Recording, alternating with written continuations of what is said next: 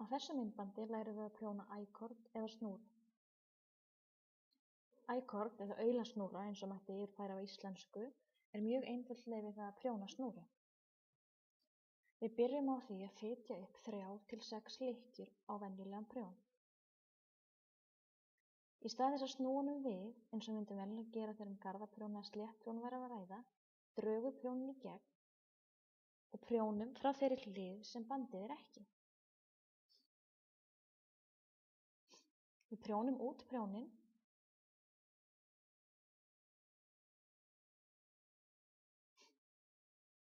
færum prjóninn yfir vinstri hönd án þess að snúa honum við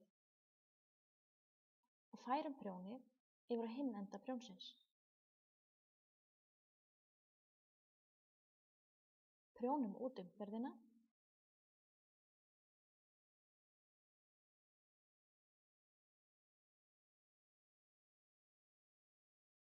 færum prjóninn yfir í vinstri hönd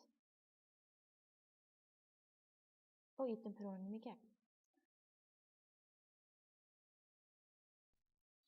Með þessari aðferð myndast smám saman snúra.